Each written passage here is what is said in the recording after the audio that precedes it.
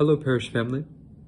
To begin this episode, I'd like to introduce another translation of the spiritual exercises, and that is the one written by Father George Gans, a Jesuit, who also offers a commentary in the same work. After the Anima Christi prayer, there can be found 20 annotations or introductory explanations, which Ignatius offers for both the director and the retreatant prior to the first week of the spiritual exercises, that gives them a greater understanding and greater preparation for the spiritual exercises that are to follow. The first of these annotations reads, "By the term spiritual exercises, we mean every method of examination of conscience, meditation, contemplation, vocal or mental prayer, and other spiritual activities, such as will be mentioned later.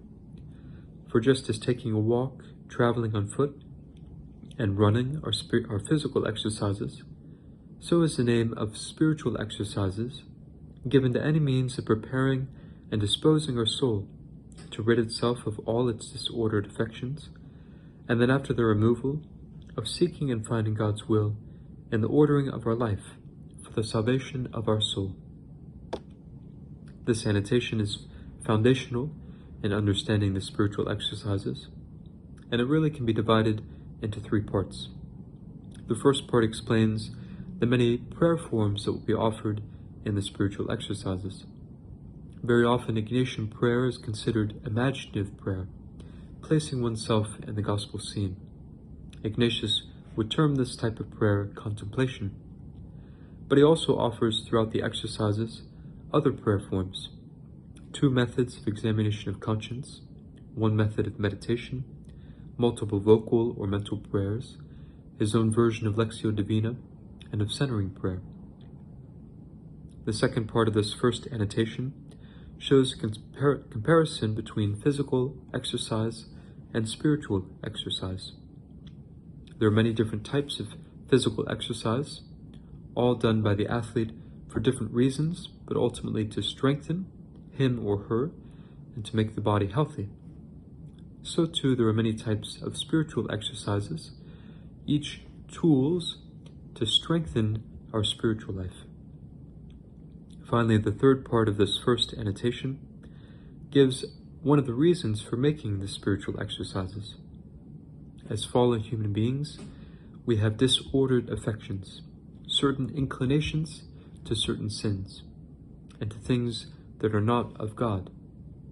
The spiritual exercises, then, are meant to rid us of these inclinations, that we might be more open to understand and find God's will, and then to do it, so as to become holy, and ultimately to enter heaven.